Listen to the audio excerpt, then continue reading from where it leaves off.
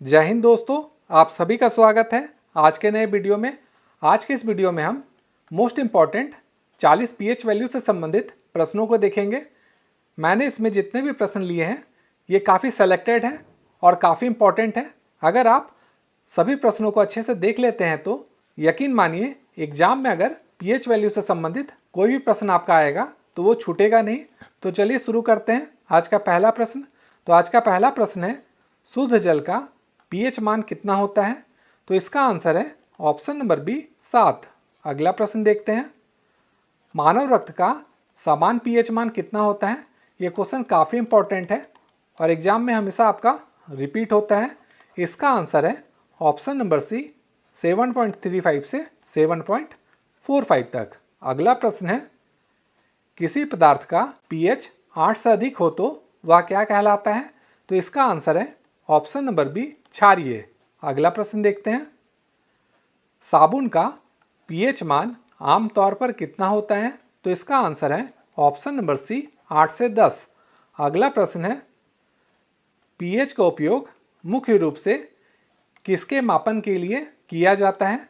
तो इसका आंसर है option number C hydrogen ion सांद्रता।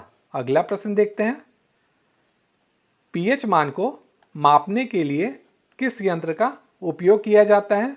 तो इसका आंसर है option number B pH meter. अगला प्रश्न है, लिटमस पेपर किसका संकेत देता है? तो इसका आंसर है ऑप्शन नंबर बी अम्लता और क्षारीयता का। अगला प्रश्न है, निम्नलिखित में से कौन सा पदार्थ सबसे अधिक अम्लीय होता है? तो इसका आंसर है ऑप्शन नंबर बी सिरका, जिसे इंग्लिश में विनेगर भी कहते हैं।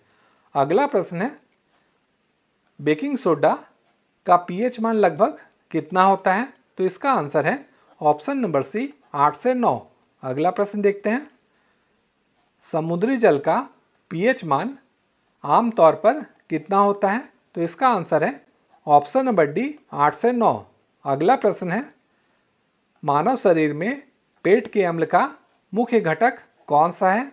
तो इसका आंसर है ऑप्शन नंबर ए हाइड्रोक्लोरिक अम्ल, जिसे HCl भी कहते हैं। अगला प्रश्न है, रक्त में अम्लता बढ़ने की स्थिति को क्या कहा जाता है? तो इसका आंसर है ऑप्शन नंबर ए एसिडोसिस। अगला प्रश्न देखते हैं, झीलों और तालाबों के पानी की अम्लीयता को कम करने के लिए कौन सा पदार्थ डाला जाता है? तो इसका आंसर है option number B calcium hydroxide. अगला प्रश्न है, जब लाल लिटमस पेपर को क्षारीय घोल में डाला जाता है तो उसका रंग क्या हो जाता है? तो इसका आंसर है ऑप्शन नंबर ए नीला।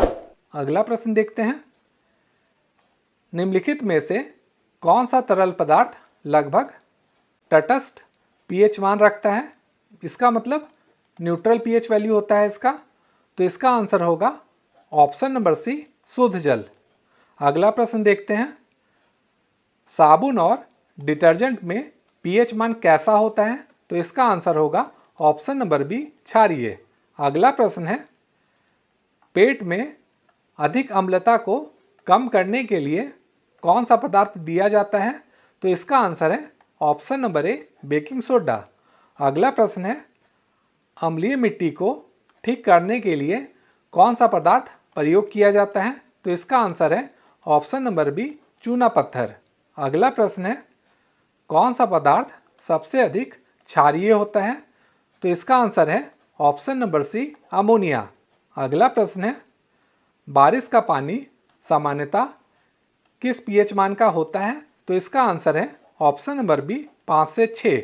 अगला प्रश्न है, कौन सा तत्व पीएच मान को प्रभावित करता है? तो इसका आंसर है ऑप्शन नंबर ए हाइड्रोजन। अगला प्रश्न है, दही का पीएच मान सामान्यतः कितना होता है?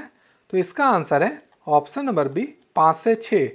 अगला प्रश्न देखते हैं, किसी भी पदार्थ के पीएच मान को मापने के लिए किस वैज्ञानिक ने पीएच पैमाने का विकास किया था?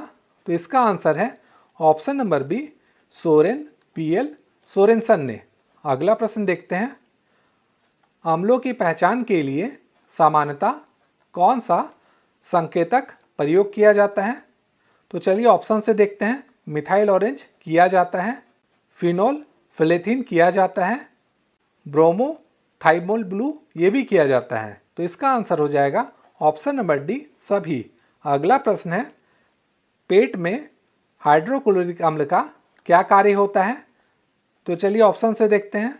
भोजन को पचाना ये होता है, विषाणुओं को मारना ये भी होता है, एंजाइम को सक्रिय करना ये भी होता है। तो इसका आंसर हो जाएगा ऑप्शन नंबर डी सभी। अगला प्रश्न है, समुद्री जल सामान्यतः अम्लीय, तटस्थ या क्षारीय होता है। तीनों में क्या होता है ये हमें बताना है। तो इसका आंसर होगा क्षारीय होता है, ऑप्शन नंबर सी। अगला प्रश्न है, जलवायु परिवर्तन के लिए महासागरों की अम्लता क्यों बढ़ जाती है? तो इसका आंसर होगा option number B, carbon dioxide अवशोषण के कारण। अगला प्रश्न देखते हैं, पीएच पैमाने पर सबसे कम पीएच मान किस पदार्थ का हो सकता है? तो इसका आंसर है ऑप्शन नंबर ए, हाइड्रोक्लोरिक अम्ल का। अगला प्रश्न है, अम्लीय घोल में हाइड्रोजन आयनों की सांद्रता कैसी होती है? तो इसका आंसर है ऑप्शन नंबर ए, उच्च। अगला प्रश्न देखते हैं, पीएच पैमाने पर अम्लीय पदार्थों का पीएच मान कैसा होता है? तो इसका आंसर है ऑप्शन नंबर ए, 0 से 7 के बीच। अगला प्रश्न है, कौन सा घरेलू पदार्थ एक अच्छा प्राकृतिक क्षार है? तो इसका आंसर है option number C, baking soda. अगला प्रश्न है, संतरे के रस का पीएच मान समानता कितना होता है? तो इसका आंसर है ऑप्शन नंबर ए, 2 से 3। अगला प्रश्न है, साबुन और डिटर्जेंट में कौन सा घटक पीएच को क्षारीय बनाता है? तो इसका आंसर है option number A, sodium hydroxide. अगला प्रश्न है, किस पदार्थ का उपयोग अम्लीय अपशिष्ट जल को निष्क्रिय करने के लिए किया जाता है? तो इसका आंसर है option number C, calcium hydroxide. अगला प्रश्न देखते हैं, अम्ल और क्षार के बीच होने वाली अभिक्रिया को क्या कहा जाता है? तो इसका आंसर है ऑप्शन नंबर सी, उदासीनीकरण अभिक्रिया। अगला प्रश्न है, शुद्ध जल का पीएच मान कितना होता है? तो इसका आंसर है ऑप्शन नंबर सी, 7। अगला प्रश्न देखते हैं, लिटमस पेपर को नीला करने के लिए किस प्रकार का घोल आवश्यक है? तो इसका आंसर है ऑप्शन नंबर बी, क्षारीय। अगला प्रश्न है, सिरके में मुख्य रूप से कौन सा अम्ल पाया जाता है? तो इसका आंसर होगा ऑप्शन नंबर सी, एसिटिक अम्ल। अगला प्रश्न है, अमोनिया का पीएच मान कैसा होता है? तो इसका आंसर है ऑप्शन नंबर बी, क्षारीय। अगला प्रश्न है, दूध का पीएच ताजे दूध और खट्टे दूध में कैसा होता है?